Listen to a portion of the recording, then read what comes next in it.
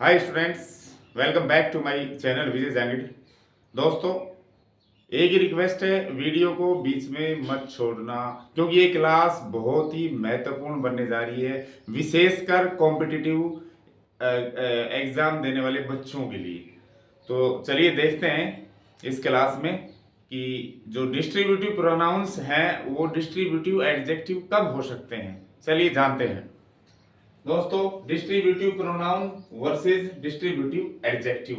Distributive का मतलब होता है विभाग सूचक कह दो या वितरण सूचक कह दो या बंटवारा करने वाले सर्वनाम और विशेषण।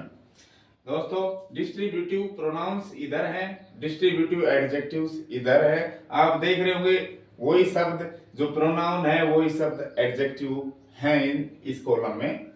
दोस्तों, अगर ईच ऑफ के बाद नाउन लग रहा हो या प्रोनाउन लग रहा हो तो वो डिस्ट्रीब्यूटिव प्रोनाउन कहलाएगा।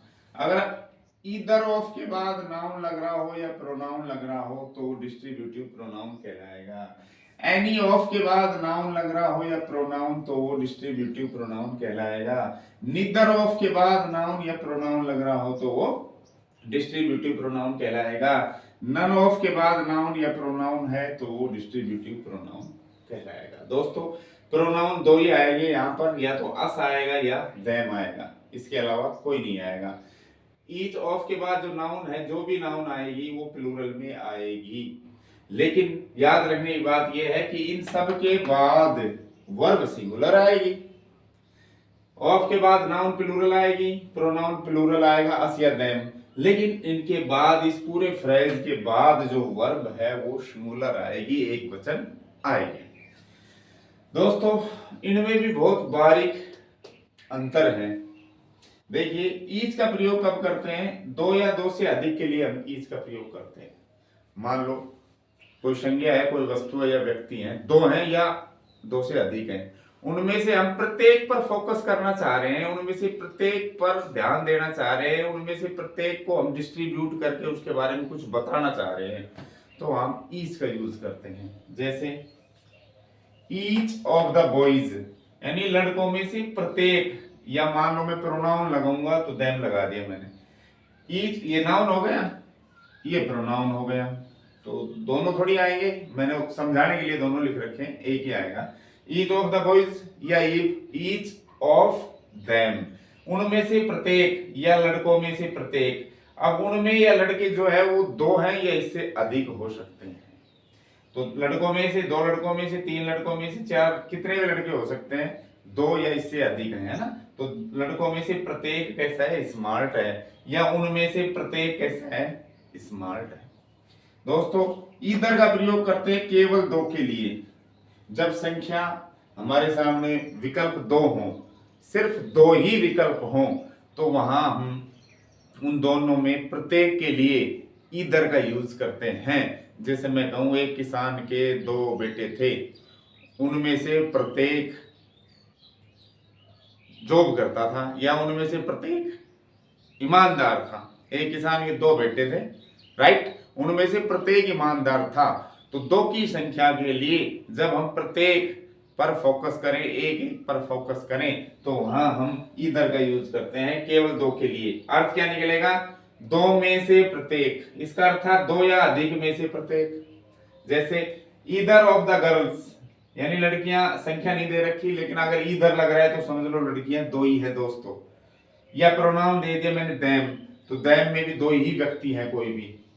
तो ईदर ऑफ द गर्ल्स, लड़कियों में से प्रत्येक वो सिंगिंग गा रही थी, या ईदर ऑफ देम, उनमें से प्रत्येक गा रही थी।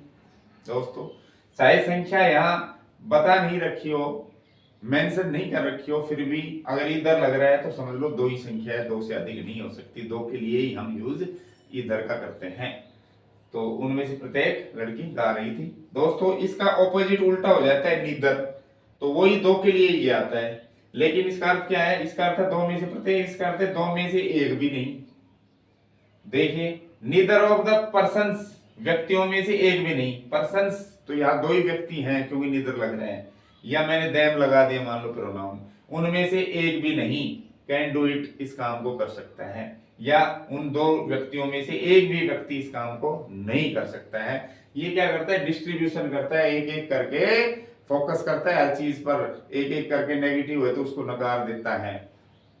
तो दो संख्या थी उसमें एक एक को इसने नकार दिया। अब जो व्यक्ति है उसमें से एक भी नहीं इस काम पर वो कर सकता, दो है, एक ये भी नहीं कर सकता, ये भी नहीं कर सकता, यानी एक भी नहीं कर सकता, नकार दिया। उसके अलावा देखो एनी, तीन या तीन से अधिक के लिए यूज होता है एनी का, तीन या अधिक में से कोई एक, ये अर्थ निकलता है इसका। जैसे एनी ऑफ द बॉयज, यानी कि तीन लड़के मानो या तीन से अधिक मानो, आप दो मत मानो यहाँ पर। तो एनी ऑफ द बॉयज, लड़कों में से कोई भी, या अस मैंने मान लो प्रोनाउन लगा दिया, एनी ऑफ अस, हम में से कोई भी, कैन गो नाउ, अब जा सकता है, हम में से कोई भी जो जाना चाहे कोई भी जा सकता है। यानी यहाँ पर क्या है, तीन या उसके अधिक के लिए हमने एनी का यूज किया है, और एनी का अर्थ ये निकलता है तीन या अधिक में से कोई भी। दोस्तों नन का अर्थ है तीन या तीन से अधिक के लिए, वो सेम है दोनों, तीन या तीन से अधिक, दोनों तीन या तीन से अधिक के लिए यूज होते हैं। लेकिन एनी का अर्थ आता है तीन या अधिक में से कोई भी, और नन का अर्थ आता है दोस्तों तीन या अधिक में से कोई भी नहीं। जैसे नन ऑफ द टीचर्स, तो यहाँ टीचर संख्या नहीं लिख रखी लेकिन नन लग रहा है, तो समझ लो तीन से अधिक है, कितने भी हो सकते हैं, 3 से 300 तक कितने भी हो जाएंगे। तो नन ऑफ द टीचर्स, अध्यापकों में से एक भी नहीं, इज प्रेजेंट, उपस्थित है, अध्यापकों में से एक भी उपस्थित नहीं है।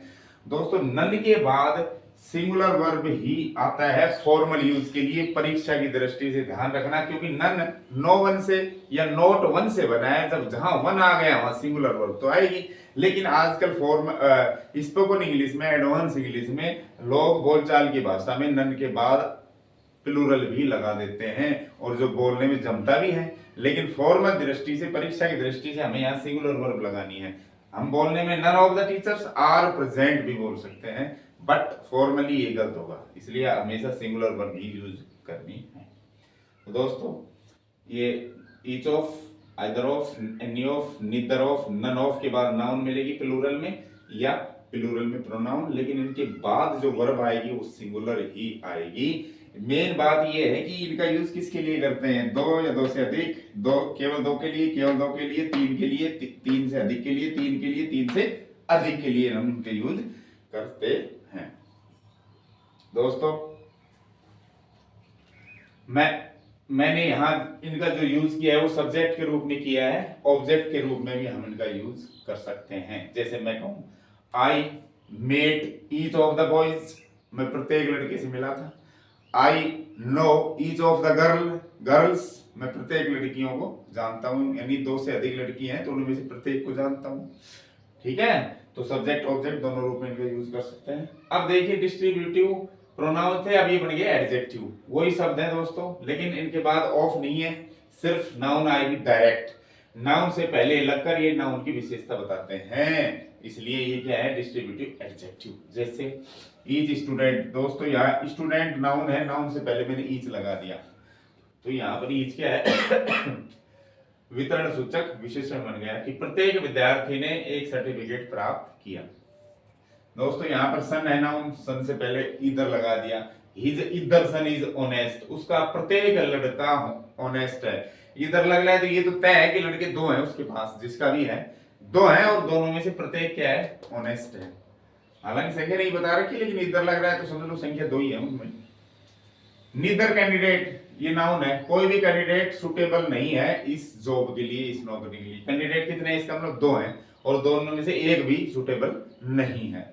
अगला है एनी टाइम, टाइम संज्ञा है, टाइम से पहले एनी लगा दिया, तो यहाँ एनी क्या है, एडजेक्टिव है। कैसा, डिस्ट्रीब्यूटिव। आप मुझे दिन के किसी भी समय कॉल कर सकते हो, you can call at any time of the day.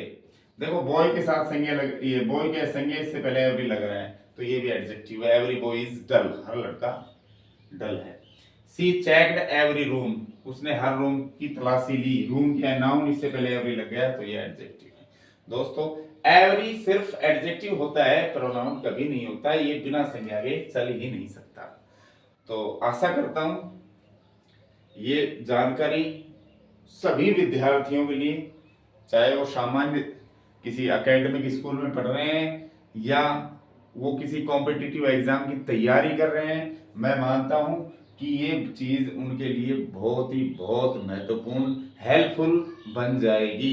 दोस्तों इस वीडियो को दोबारा सुन के आप इसके नोट्स भी तैयार कर सकते हैं। इससे पहले मैंने जो भी इंटरवेटिव प्रोनाउन, इंटरवेटिव एडवर्ब आदि बहुत सारे कुछ पढ़ाए हैं, तो ये सारी चीज़ें इसको आप हल्के में न लें। बहुत ही महत्वपूर्ण चीज़ मैं आपको बता रहा हूँ, ये बहुत ही फंडामेंटल चीज़ें हैं, ये क्लियर होना बहुत ज़रूरी है। एग्जाम में इन्हीं प्रश्नों में हमारे मार्क्स छूट जाते हैं, हम गलत करके आ जाते हैं, तो इसको सीरियस लें। और अगर ये क्लास आपको अच्छी लगी तो वीडियो को लाइक करें, शेयर करें, चैनल को सब्सक्राइब करें। Thank you for watching this video.